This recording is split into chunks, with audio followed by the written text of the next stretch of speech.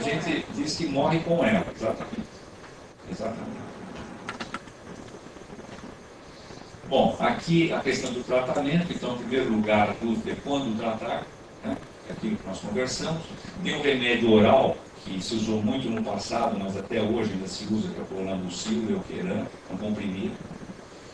Normalmente, hoje, as drogas principais que têm sido utilizadas são essas três, geralmente em conjunto, que é a fludarabina, fosfamida e o Mabipel. E essa aqui, que é o Campax, é um remédio novo, que tem sido utilizado quando o indivíduo já não responde aos outros tratamentos, porque ele é mais agressivo. Agora nós vamos para a leucemia mieloide aguda. Então aqui também, quando a gente fala em leucemia mieloide aguda, nós estamos falando de um monte de leucemias. Então aqui, ó, ela pode ser M0, M1, M2, M3, M4, M5, cada uma delas é diferente. Né? Por exemplo, essa M3 aqui é uma leucemia boa de ter. E a chance de cura dela é ótima. Né? Ela é ruim na apresentação, o indivíduo chega baleado, né? Sangrando. Em leucemia mieloide aguda, se tiver que escolher M3, porque a chance de cura dela é enorme, com quimioterapia e um remedinho oral. Né? Então, sei lá, todas as leucemias têm chance de cura, todas elas têm. Né? Mas essa aqui tem uma chance das agudas lá em cima. Né? A mieloide aguda. Aqui é a idade, né? Então vocês veem que essa leucemia tem em crianças, mas em crianças não é muito frequente, e está mais em adultos e idosos, ela aumenta mais ainda. Aqui o indivíduo normalmente já vem com sintoma, ou sangramento na pele, febre, e o tratamento dela é o mesmo em qualquer lugar do mundo. Né? No Japão, isso aqui é coisa que não se discute. Tem outras pessoas que falam, como é que você faz? Essa aqui não tem como é que você faz. O indivíduo não fez assim, está errado. Né? Que é um esquema chamado 3+7, que é usar citarabina e um antracida. Não vou falar de tratamento, mas é uma quimioterapia. Se faz 1 ou 2 ciclos de quimioterapia nesses pacientes. Não é oral? Não, é endovenoso, internado, o tempo todo internado. E depois se faz com uma quimioterapia com uma dose maior ainda, e depois, dependendo do resultado daquele exame que eu falei que chama cariótipo, o indivíduo continua só com quimioterapia ou vai para transplante. Então a gente pega aquele cariótipo e vai olhar. Né? Por exemplo, o indivíduo que tem uma translocação do 821, bom prognóstico, não precisa de transplante.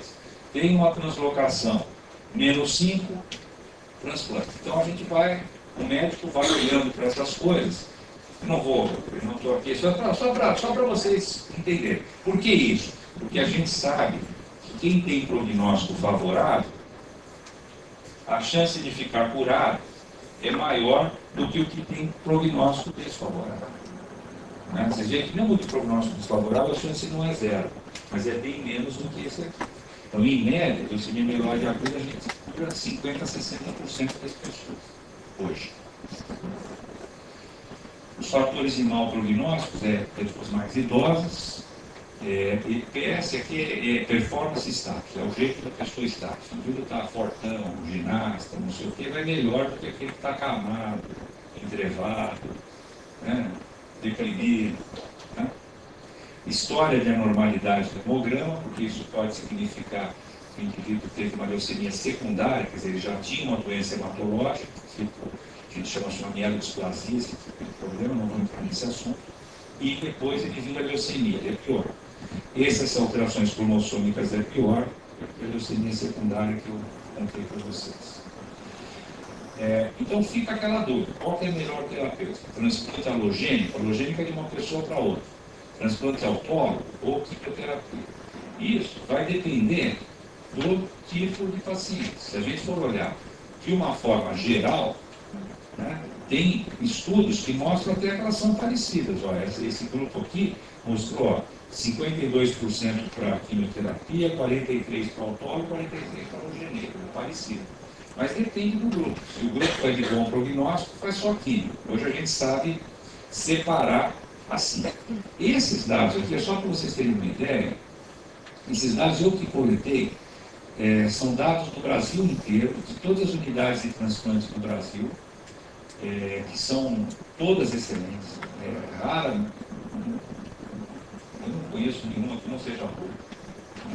Acho que o indivíduo, quando começa a fazer transplante, é porque ele tem uma excelente unidade, então seja ela pública, privada, universitária, todas são boas. E nós coletamos os dados brasileiros de todo o mundo, mostrando que isso aqui é uma curva, que quando vocês pegam o platô da curva aqui, significa onde que está a chance de sobrevida. Então, vocês vejam que pacientes com leucemia mieloide aguda que foram transplantados no Brasil, seja com transplante autólogo ou alogênico, 60% deles ficam bons. Né? Então não é desprezível. Mas se a gente for lá atrás, eu me lembro quando eu me formei, fui fazer hematologia, eu quase desisti. 30 anos atrás eu queria virar sapateiro lá, os doentes morriam todos, era uma coisa horrorosa. Hoje em dia você pega um dado desses, é um avanço enorme. Né? E aqui, finalmente, a leucemia linfóide aguda. Aqui você já vê a primeira diferença dessa leucemia. Olha aqui, ó. Olha onde ela acontece nas crianças. Né? Ela acontece também em adultos, depois na idade acontece mais, mas a maioria é em criança.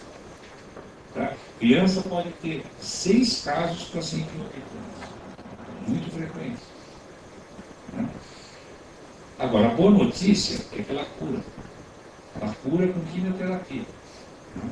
Logicamente, é aquela história. Ele fala, ela cura, não quer dizer que é 100%, mas cura 80%, 85% no primeiro, com a quimioterapia. Né? Meu filho está com 17 anos, ele tem a linfóide, ele está na terceira decisão. Ele tem 15 anos, né? Está lá no 7 anos. E para ele, a irmã não é compatível, é só o transplante. Ele tem que procurar um transplante. Esse é o caso que a gente estava discutindo aqui. Todo paciente, de cara, esse é o bom prognóstico. Voltou uma, voltou duas, voltou três, é transplante. Então, o que precisa é procurar um doador e acha, né? Acha. Então, ele está cadastrado no meio. É isso aí. Isso acha. Agora, É isso aí. e além desse, eu consigo cadastrar ele no Não precisa. Não há necessidade. cordão filtral? É cordão sim. Porque Aí outro plano. não é o mesmo. Hoje em dia, quando você cadastra no Redome, né, o Redome, ele, em primeiro lugar, ele faz uma busca nacional, seja de cordões ou de medula. É importante que o médico diga para o Redome que pode ser cordão. Tá? Tem importância do peso? Hoje não muito, porque hoje a gente tem... depende, se você acha um cordão que tem bastante número de células, você consegue até transplantar um indivíduo com 60 a 70 quilos. Segundo, hoje já tem técnicas que você pode usar mais de um cordão para o mesmo paciente. Então, eu acabei de fazer agora recentemente uma senhora de 70 quilos que fez 2 cordões. E fez inclusive um cordão italiano e um cordão brasileiro, os 2 com o Redome. O Redome é que vai atrás de fora. Né? E é interessante quando se faz esse negócio de 2 cordões, que pega os 2, depois um prevalece, só que pega mais rápido. Então, hoje em dia, é possível sempre ter uma saída, nunca é difícil, só precisa ficar pressionando e abrir todas as possibilidades. Então, acho que via Redome tem cordão e tem doador. Aí, quando eles olham para os brasileiros, né, hoje já tem quase 700 mil no Brasil, doadores no Redome, e já tem cerca de 2.000 cordões liberados no Redome. Então, quando eles olham para o Brasil e não encontram, automaticamente eles mandam uma busca para fora. E entra um banco que pega doadores do mundo inteiro. Né? Então, o que é importante é seguir esse fluxo junto com eles para saber se o fluxo está sendo ágil.